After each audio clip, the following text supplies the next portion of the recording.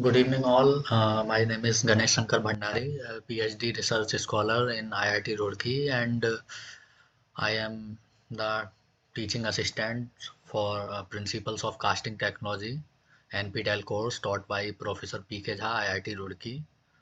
So I am here to take the live problem solving session of the for the course. So we will wait for 5-10 minutes. We will see if anyone joins. After that, we will start.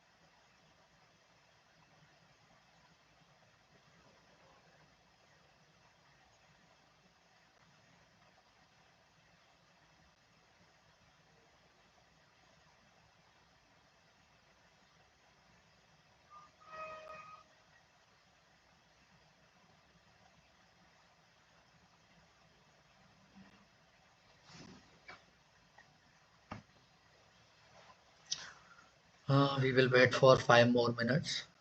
Then we will start the live session.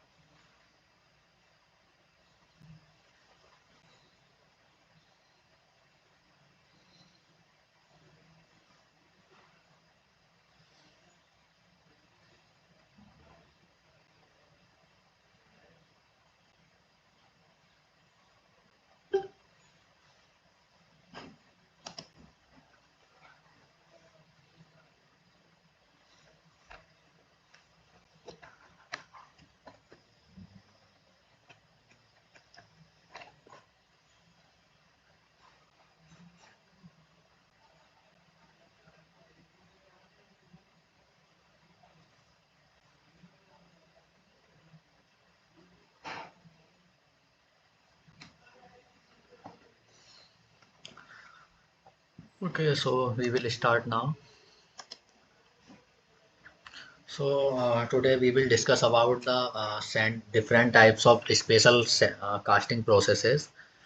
First, we have read about sand casting processes in our week one or and week two lectures. Now we will talk about the spatial casting processes. So there are several types of spatial casting processes. One first is permanent mold casting or gravity casting. Pressure die casting or called as die casting, that includes two different types of processes. First one is hot chamber process and second one is cold chamber process. Third one is centrifugal castings, which include two different types of casting processes known as semi centrifugal and centrifuging casting. Fourth one is cell molding, then investment casting or process and precision casting, or also known as lost wax casting. Then comes Mercast process, which uses mercury for making the pattern. Full molding or lost form process, CO2 molding, continuous casting, and at last slush casting. So these all processes have some advantage, disadvantage, and are used for particular applications only. It's like if you want to go with bigger size castings, then you will go with permanent mold casting or gravity die casting, gravity casting. Or if you want some precision in your car, if you want very precise casting with integrate designs, so you will prefer to go with investment casting or precision casting. Or if you want to go for hollow spherical cylindrical shape castings, then you can go with centrifugal casting processes. So now we will discuss these all casting processes one by one. So first we will see.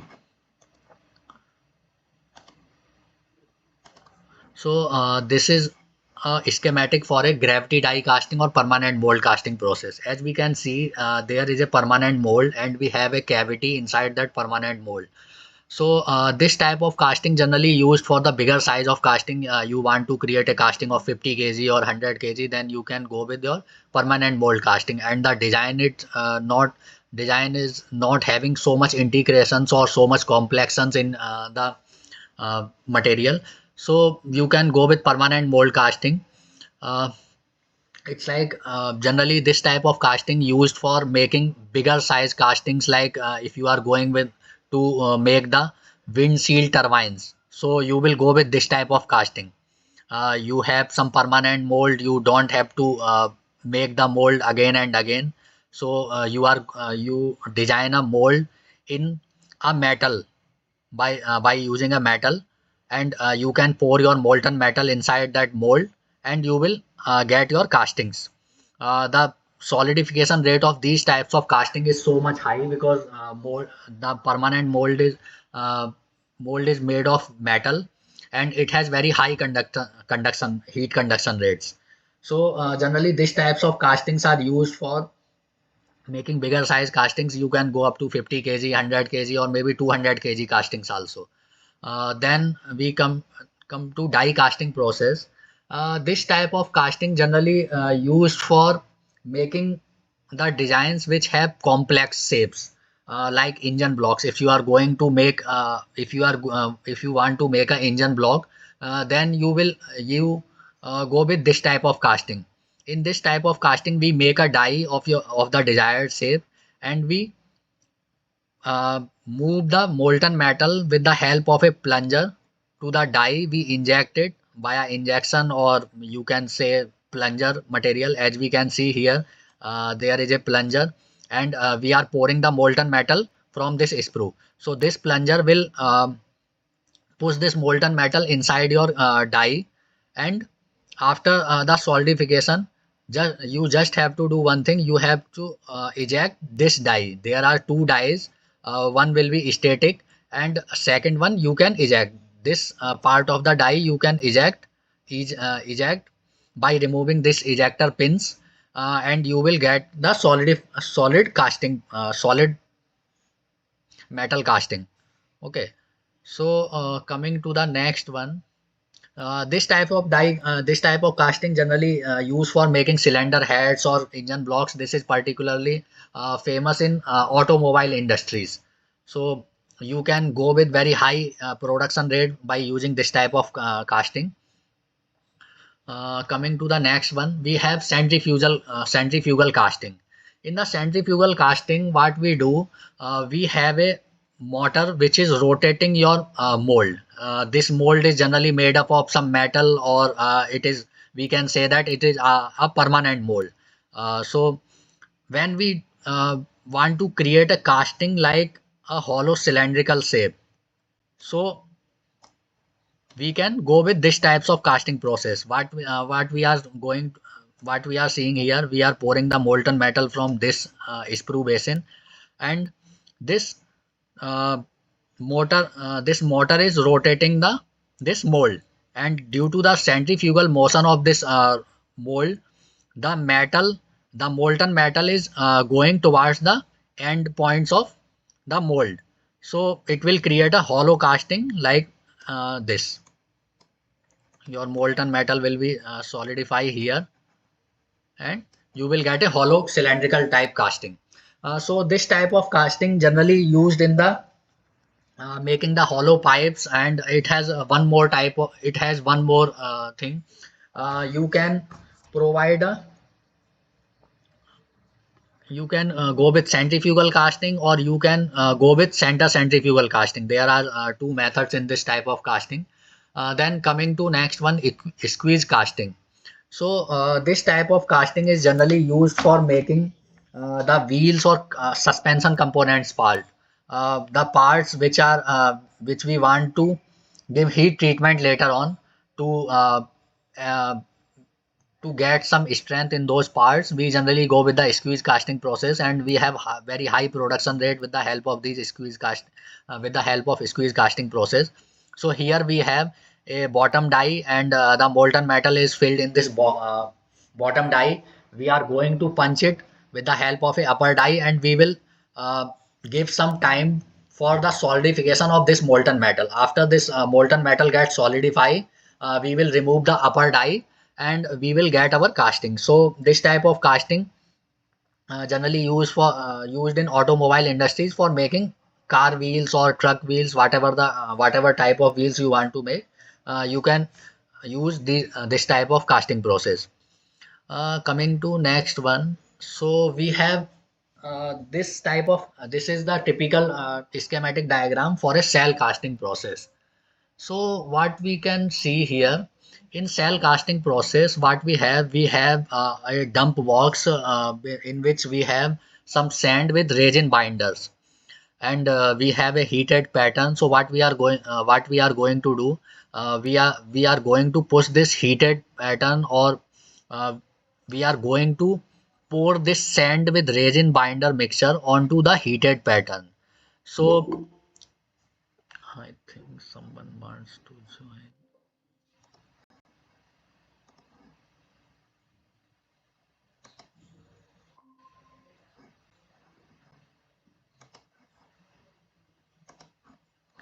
Okay, so what we are going to do, we have a heated pattern, and we are going to pour this sand with resin binder mixture onto our heated pattern. And due to this heated pattern, the heat will be transferred to this resin binder, and what the resin binder will provide the strength to this sand. It will get melted down or decompose, and it will provide the strength to the sand, and it will take the shape of this heated pattern. And after some time, when after some curing, after giving some curing time, we are going to put it back. So the remaining sand and binder mixture is going to back in your dump box, and we will get a cell pattern. So with the help of this cell pattern, we can make our mold, and after pouring the molten metal in this cavity and solidification, we will get our final casting. So this type of casting generally used for making gearboxes and housings, and connecting rods and valves in the automobile industries. So coming to the next one, this is a typical schematic diagram for the investment casting, which is also known as lost wax casting. Why we are saying it as lost wax casting? Because we are in this type of casting, we generally make our pattern assembly with the help of a with the help of wax. Okay, so as you can see in this figure, we are injecting some wax or injecting the wax into a plastic pattern, and after the solidification of wax, we are going to remove it. So and this wax pattern, we are creating a pattern assembly, a tree like structure. We are creating a pattern assembly with lots of pattern of wax, and we are going to dip this wax pattern assembly into a slurry coating that contains a ceramic slurry, and this slurry is going to coat on these wax patterns. After some time, when this slurry gets solidify on this wax pattern, we are going to heat this pattern. We are going to heat this slurry. We are going to heat this completed mold, and due to that heating, the wax is going to melt, and it is coming down from your completed mold, and you will get the cavity inside your mold, because you have coated a thick slurry coating on this surface. So that thick slurry coating will take the size of your pattern whatever you want to make, and after that you are going to pour your molten metal inside this completed mold, and after solidification you will get your castings. So why we call it as lost wax process? Because during the melting of this wax, after completing the slurry coating process, we are going to heat this wax to get it out from the pattern. During that process, some wax will be going to volatilize due to due to the decomposition temperature of wax. It is going to convert it into gases and volatile matters. So some of the part of your wax, whatever you have injected to make your pattern, it is going to lost in this process. So this type of process is also known as lost wax castings. So generally these types of castings practices in the industry for making turbine blades, medical small size medical equipments, and you can make jewelry also from this process, and crafting the golf club heads. So wherever you need a intricate design, okay, you are going to need a better design and better finishing, you are going to use this type of casting process, because you can design any type of integrate complex design with the help of your wax pattern. So this type of casting used for making golf club heads and jewelry generally. So coming to next one, there is one more process which is known as Mercast process. So what we have discussed earlier, we have discussed investment casting processes in invest casting process, in which we were using wax as a pattern material. In the Mercast process, we generally use frozen mercury as a pattern material. So avoiding the loss of wax material,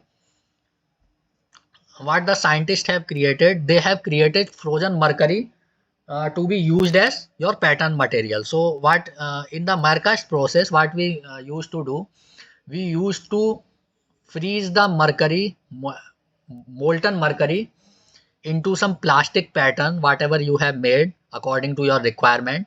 And after the pouring of the molten mercury, we are going to freeze it at minus 20 degrees Celsius for 10 minutes time period around. And when it got freezes, then we are going to remove the that plastic pattern from the mercury, and we will get a mercury pattern. And that mercury pattern we are going to dip in cold ceramic slurry. We are talking about cold ceramic slurry, because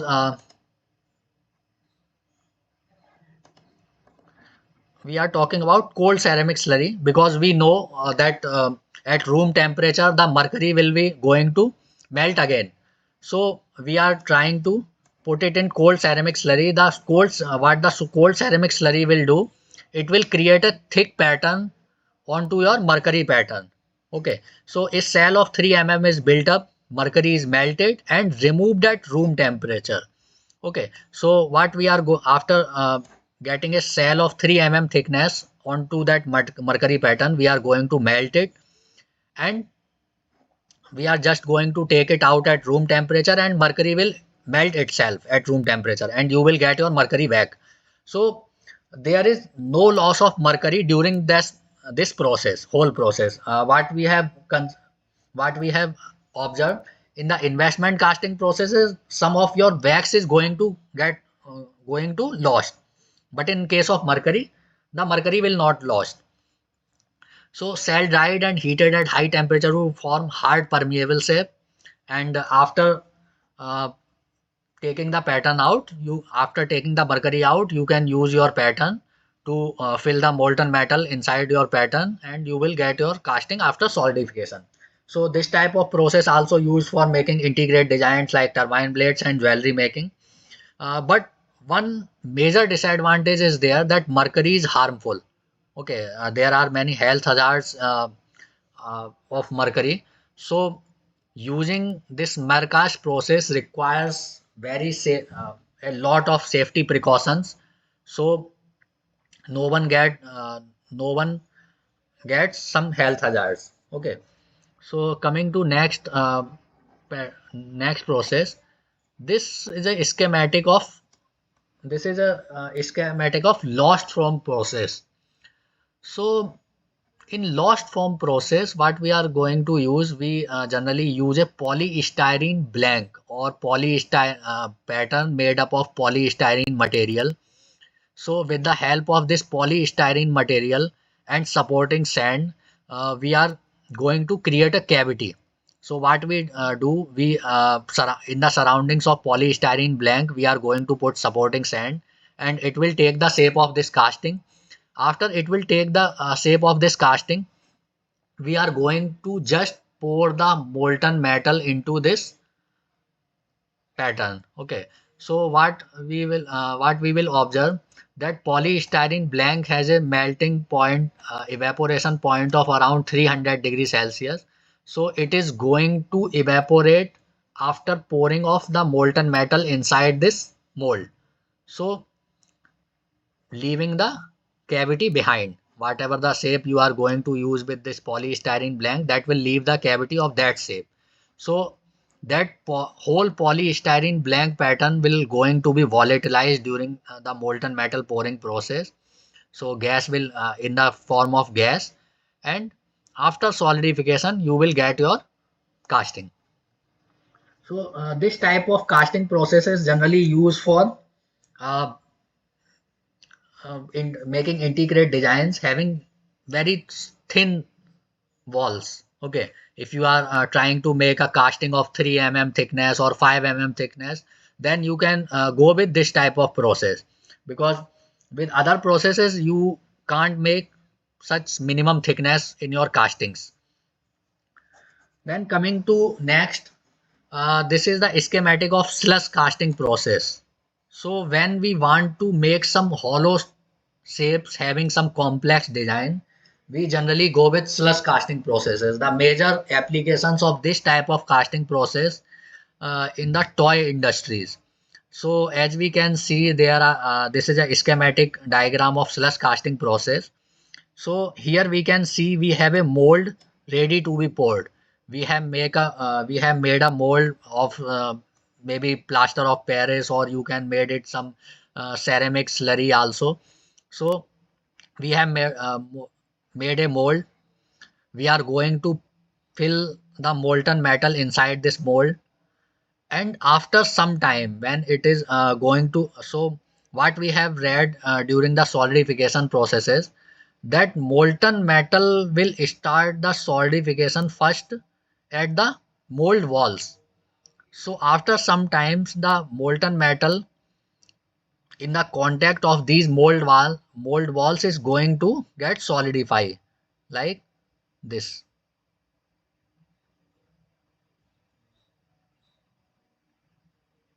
So if you know your conduction rate of your molten metal and conduction rate of your mold, whatever the mold you have used for casting, so you can calculate the calculate your desired thickness what you want. You can calculate the time to get that desired thickness, and after that particular time you are going to take the molten metal out from this casting. You are not going for the full solidification of this casting process.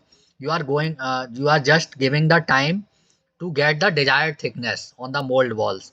And after taking out the liquid metal from this casting, we are going to break this mold, and we will get a casting like this. But however, that will be hollow from inside. So these types of casting generally used for making the metal toys, or wherever you want a lower strength.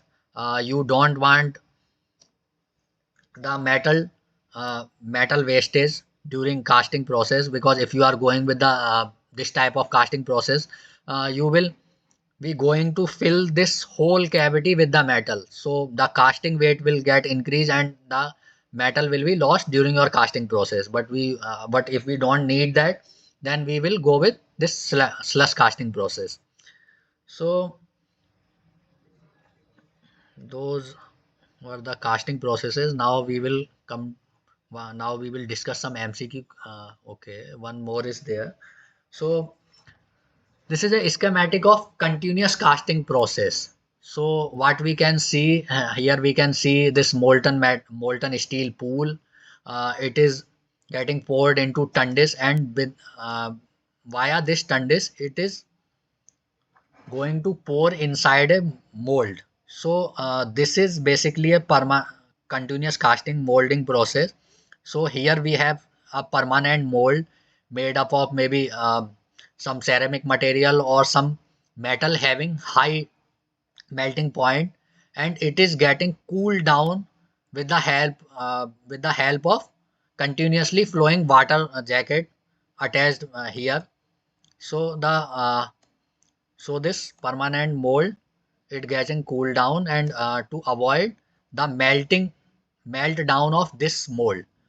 So as we can see, the liquid metal is going to pour from here, and during the whole process it is getting solidified. You can see uh, it is start to getting solidified from here like this, and your cavity is going to get shrink. So in this region you are having still having the molten metal. So the here we have some role support roles. So to support this casting, and we have calculated some metallurgical length. Okay, from which we are going to from where we are going to cut it down. So this metallurgical length is calculated based on the solidification rate of your molten steel or molten metal, whatever you are going to make for whatever you are going to use for continuous casting process.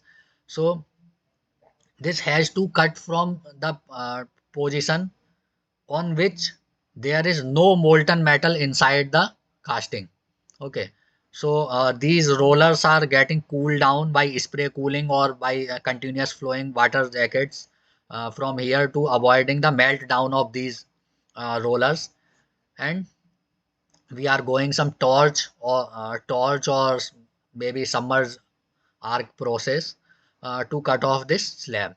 So this type of process generally used for making ingots or blooms, so that they can be converted into some seat like structure or whatever the structure you want. You want some soft material, so you can convert those steel slabs, or you can make TMT bars also from those steel slabs. So this is known as continuous casting process. Generally in a steel industry, when wherever they are making some TMT bars, or they are making some steel seats, they generally use this type of casting process to avoid uh, time delay and to okay. So coming to the MCQ questions, we will have some MCQ questions.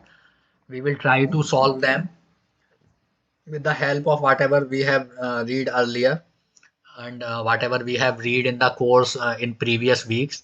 So first question is, which of the following statement is are correct for hot chamber die casting? Molten metal is brought from a separated holding furnace to be injected into the die cavity. And second one is, generally these casting machines are suitable for low melting point alloys like zinc or lead. So anyone wants to answer?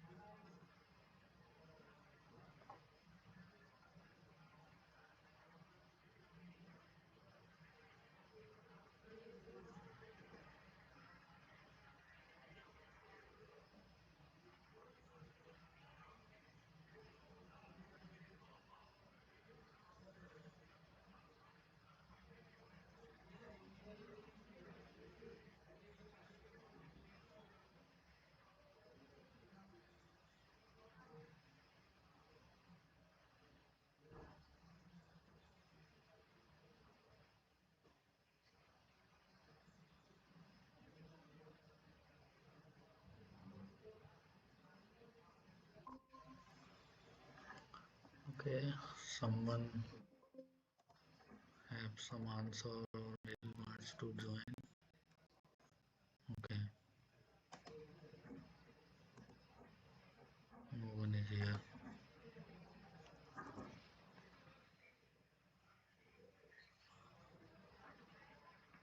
Okay, so we will discuss it now.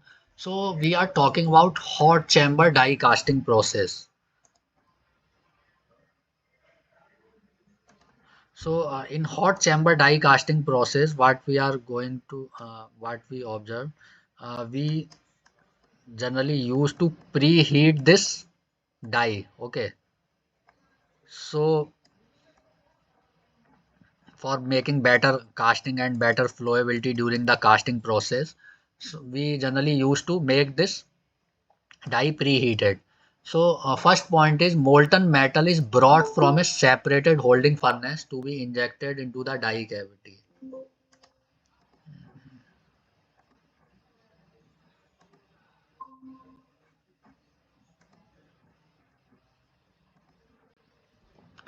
Okay, so as we are talking about this chamber is already hot, so there is no need to bring the molten metal from a separated holding furnace, okay, to be injected into the die cavity. You can melt your molten metal here also. Okay, so that is not correct for your hot chamber die casting process. Okay. Second one is generally these casting machines are suitable for low melting point alloys like zinc or lead. So we are talking about low melting point materials, and we are talking about hot chamber die casting. We have already stated that there is no need to bring the molten metal from a separated holding furnace which can be injected into the die cavity. So we have to go with low melting point material only, that can be zinc or lead, having the melting point of around 300 500 degrees Celsius only. So this one is right. So these casting machines are suitable for low melting point alloys like zinc or lead. So the answer is B, second only. Coming to next question. Which of the following statement is are correct for cold chamber die casting? So previously we have seen one question on hot chamber die casting. Now we are talking about cold chamber die castings. So first one is molten metal is contained in separated holding furnace.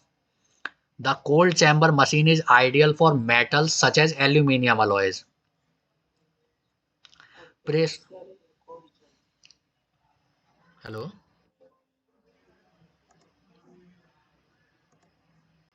कोई कुछ बोलना चाह रहा है?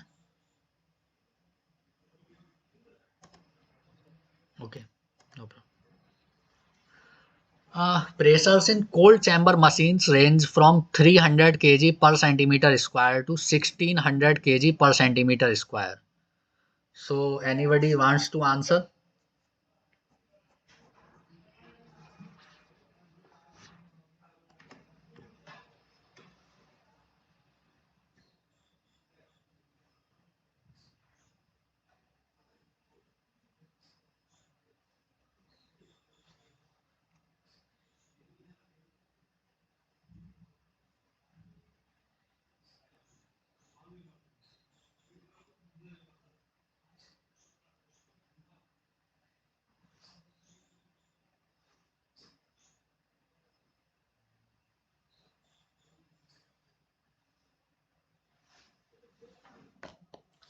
Okay. So coming to question, we are talking about cold chamber die casting. It is similar to the hot chamber die casting process. The difference is main difference is that you don't have to preheat your chamber. Okay. So when we are talking about uh, not preheating the chamber or not heating the chamber, so we have to melt down our metal in a separate holding furnace, and we have to inject it inside the cold chamber. Okay, so this one is right. The cold chamber machine is ideal for metals such as aluminium alloy. Yes, this is used for aluminium alloys type of casting, because when we are talking about aluminium alloys, it has a minimum melting point of around 620 degrees Celsius. It will vary to 10 to 20 to 20 degrees Celsius according to your whatever the aluminum alloy you are going with. If you are going with 6000 alloy, then it will be having a melting point of around 620 degrees Celsius, and if you are going with some other alloy, then it will be having some other melting point. So that is ideal for aluminium alloys type of alloy. why we are talking about only aluminum alloys, because we have to make this cold chamber with the help of some metal, and it the mold that the chamber from which the metal from which we have made this chamber has to be of higher melting point compared to your whatever the molten metal you are going to cast inside that cold chamber. Okay, so it is generally we can, with the help of cold chamber die casting, we can go up to around 1000 degrees Celsius, because with the help of cast iron we can make this cold chamber, or with the help of mild steel we can make these cold chambers having a melting point of around 14 to 1500 degrees Celsius. So we can go with aluminum alloy easily, because it has a melting point 50% around your mild steel.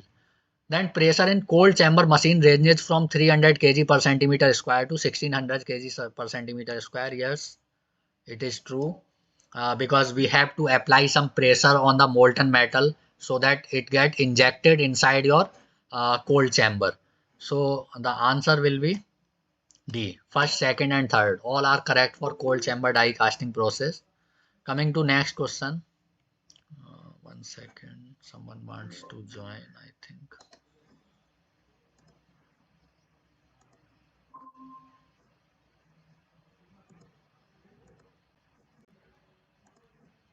Okay. Coming to next question. Which of the following statements is are correct for die casting process? Productivity is high. Close dimensional control can be maintained. And third one is there is no limitations on size of casting produce. So anybody wants to answer? Think about it.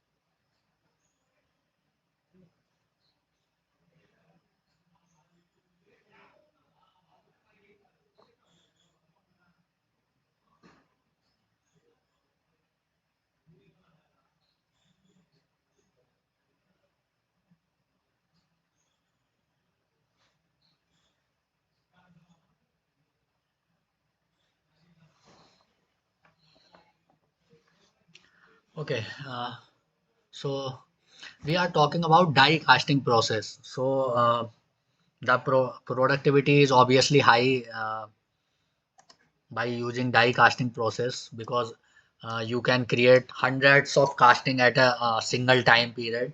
The productivity is high. Close dimensional control can be maintained. Yes, this is true. Then third one is there is no limitations on size of casting produce. No, this is not correct, because we can go with a maximum size of around 10 kg for creating a die casting process. So that is not true. There is no limitations on size of casting produce. Yes, there is some limitations of 10 kg of molten metal that can go inside a die casting.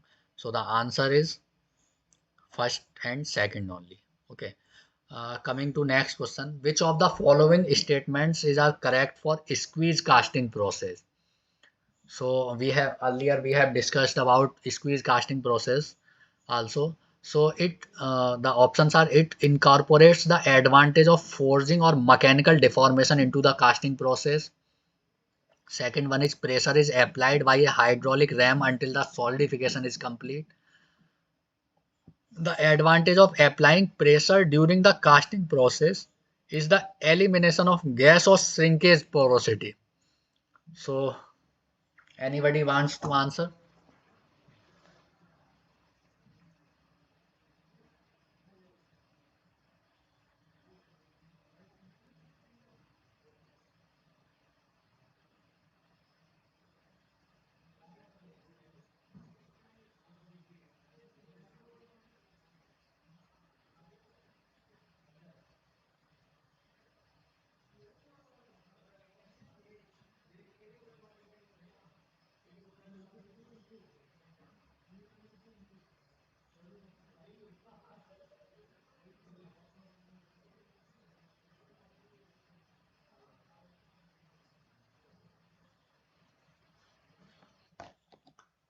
Okay, so when we are talking about squeeze casting, this will be like this. If you are going to make this type of, you want to create this type of gravity, so what you are going to you are going to fill the metal inside this casting, and what you are going to use, you are going to use a ram. You are going to apply some pressure onto this ram, and it is your casting will be going to get solidify like this. Okay.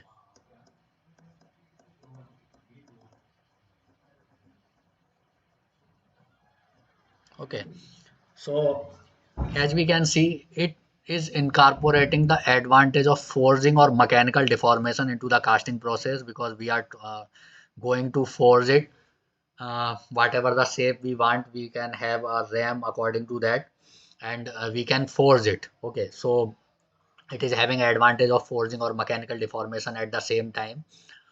Pressure is applied by a hydraulic ram until the solidification is complete. Yes, we are going to apply some pressure on this movable ram until the solidification is complete. The advantage of applying pressure during the casting process is the elimination of gas or shrinkage porosity, because whatever the gas is here, it is going to get out from here, and you are also going to avoid your shrinkage porosity, and you are going uh, there is no need of riser gating system like those things. So the answer is all are correct, first, second, and third. Coming to next question, which of the following statements is are correct for centrifugal casting? So earlier we have talked about centrifugal casting, which is used for creating hollow pipes generally. Generally, it is used for creating hollow pipes of non-ferrous materials. We don't go with centrifugal castings for creating the hollow cavities of steel or mild steel. We generally go with the low melting point low melting having low melting point non-ferrous materials like zinc, lead, copper. Generally, whenever we used to make the motor bush for the casting, we generally go with the centrifugal casting process, uh, so that we can easily make them with some hollow bore inside.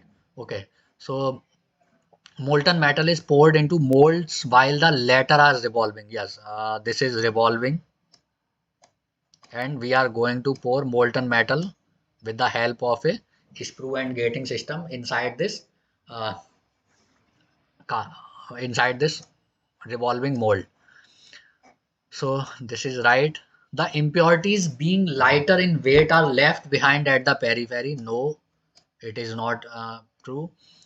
You have to remove the impurities before coming to the uh, casting process. You have to remove them in the form of slag.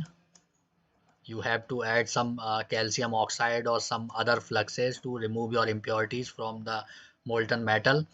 So it is not true. So the answer is A, first only. Coming to next question. Which of the following statement is are correct for centrifuging centrifugal casting? So earlier we were talking about centrifugal casting. Now we are talking about centrifuging centrifugal casting. So there is a little difference in both type of casting, although both use the principle of centrifugal forces, but there is a little difference in both castings process, and the setup of both casting process.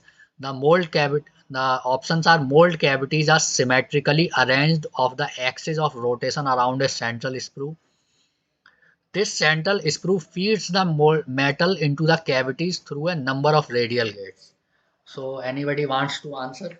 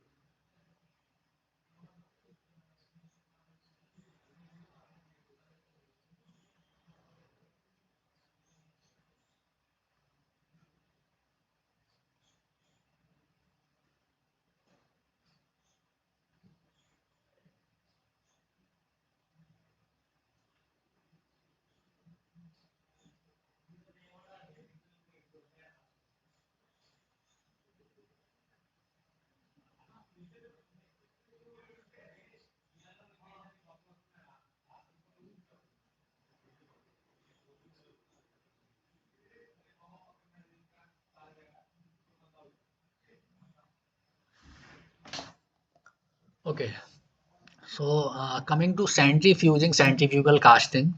So the setup of this type of casting looks like this. Here we have a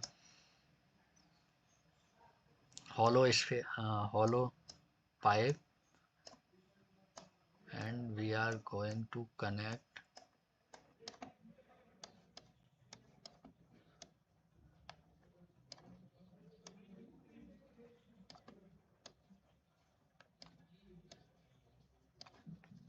some parts. Okay, so we are going to pour the molten metal inside this cavity, and with the help of these attached runner systems, so it is going to rotate in centrifuge motion, and during this centrifuge motion it is going to provide the molten metal through these gates into these cavities. Okay, these are a number of similar parts are attached to the gate systems. So this type of setup is known as centrifugal castings. So first point is mold cavities are symmetrically arranged of the axis of rotation around a central sprue. So this is a central sprue system, and we have gate systems symmetrically arranged along the axis of rotation.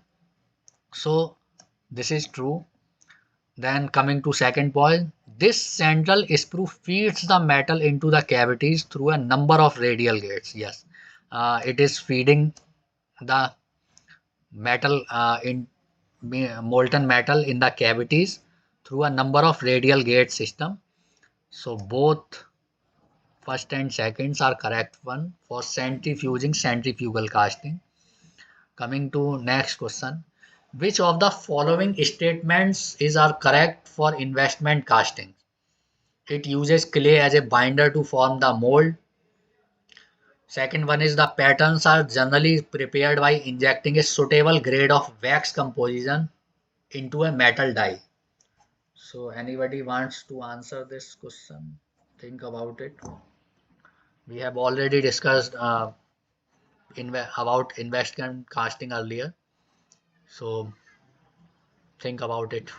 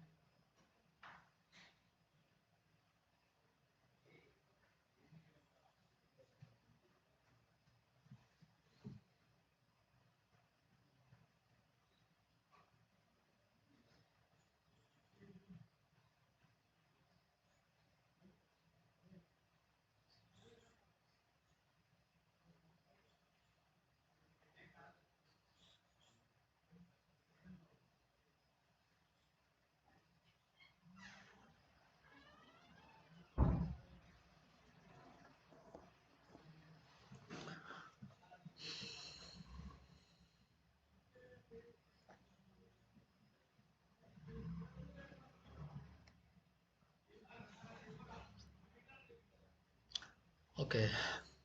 So coming to the question, we are talking about investment casting process.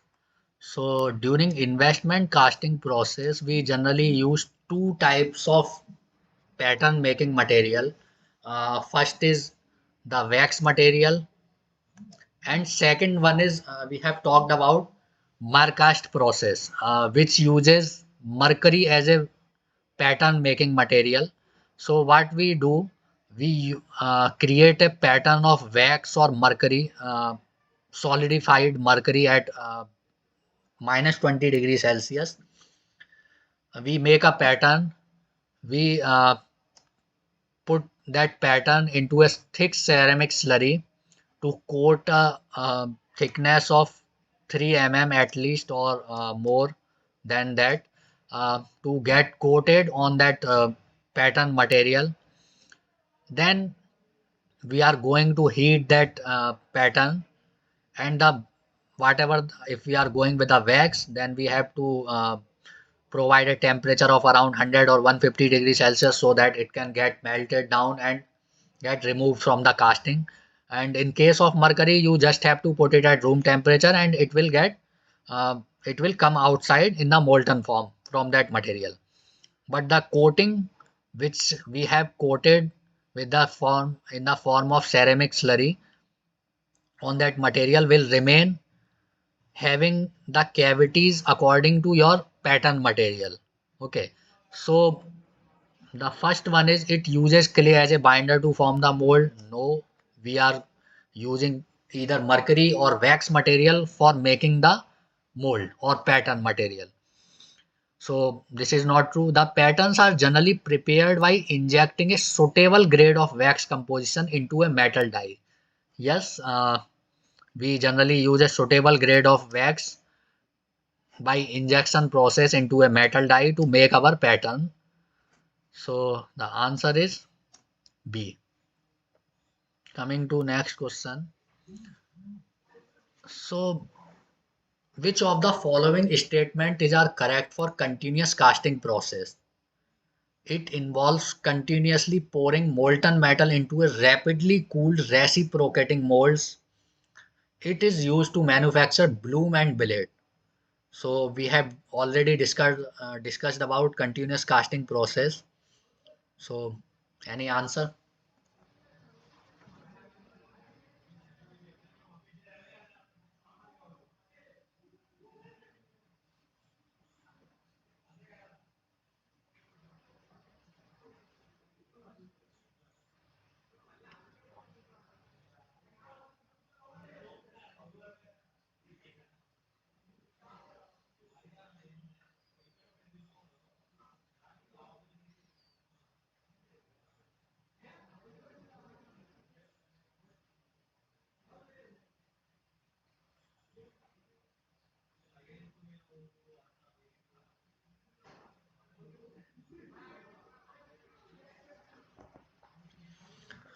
Okay, so when we talk about continuous casting process, we generally talk about casting of blooms and billets of molten steel or mol mainly we talk about molten steel continuous casting process. So it is used to manufacture bloom and billet. Yes, this is right. And it involves continuously pouring molten metal. We are continuously pouring molten metal into a rapidly cooled reciprocating molds. This rapid cooling system is provided by the water jackets in the surroundings of reciprocating molds. So both options are correct for continuous casting process. So the answer is both first and second. Then coming to next question. Which of the following statement is are correct? So this question is based on the furnaces, types of furnaces. Efficiency of oil-fired furnace is more compared to coke-fired furnace. And the second one is open hearth furnace is used to produce steel from pig iron. So any answer?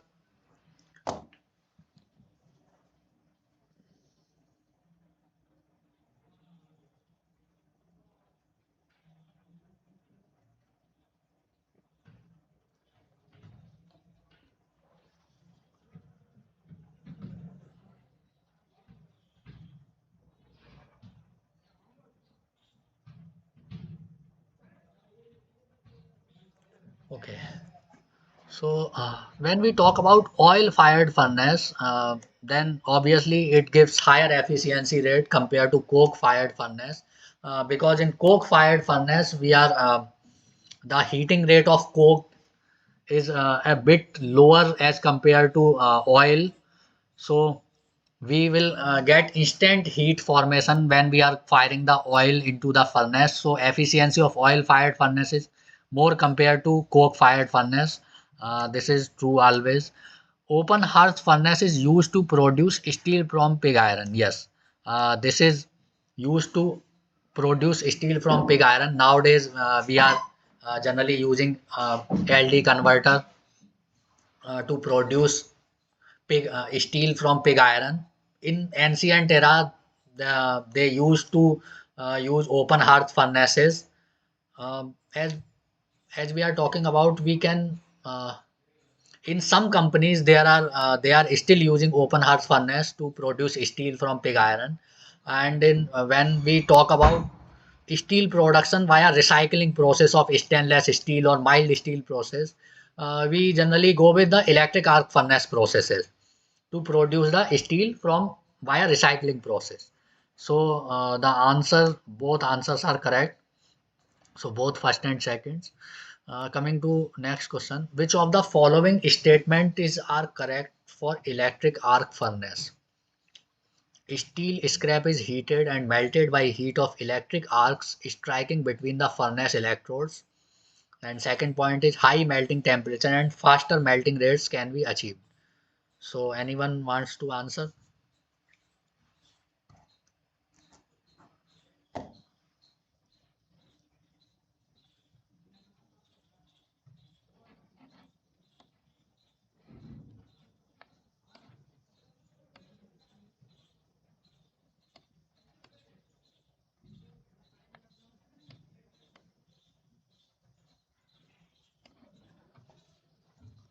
Okay, so when we talk about a electric arc furnace, what strikes in our mind uh, that it has three graphite electrodes.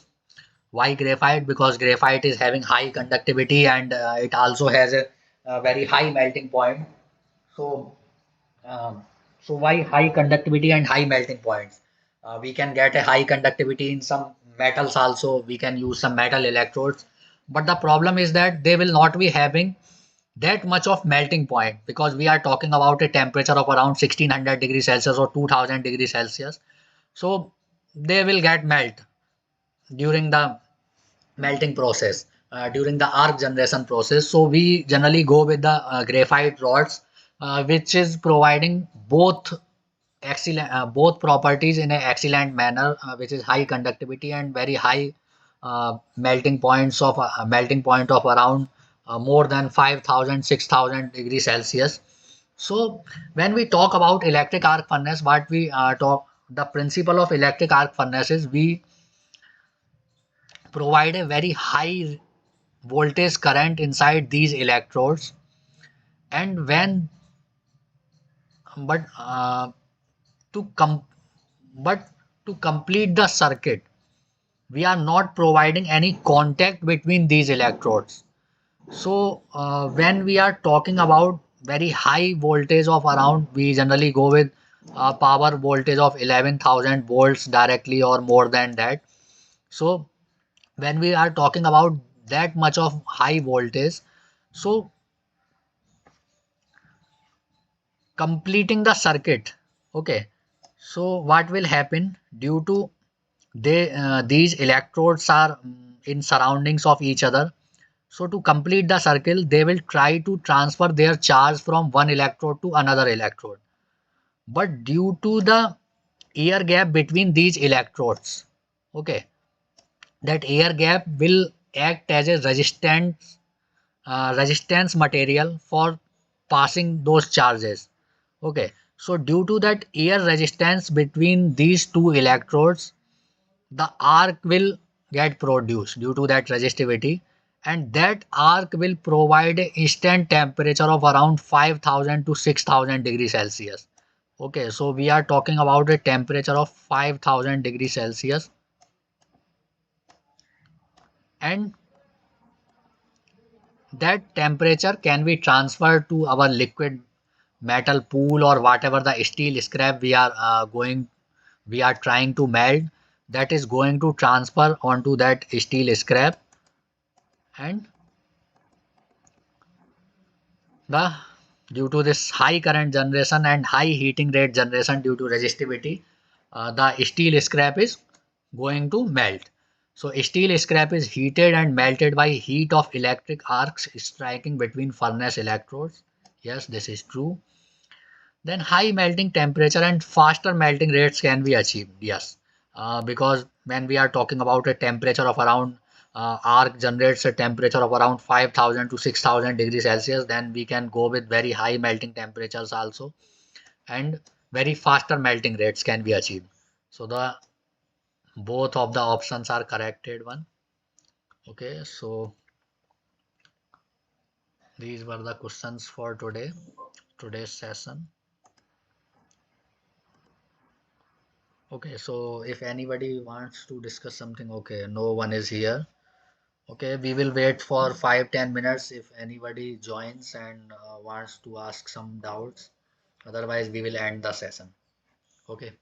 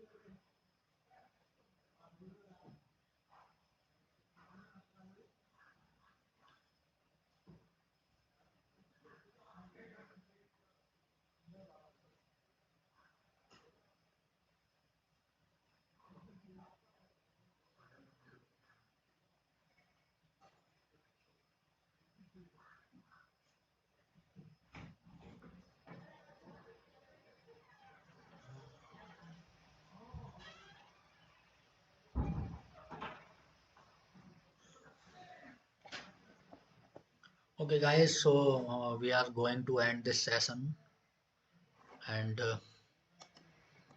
okay. Thank you.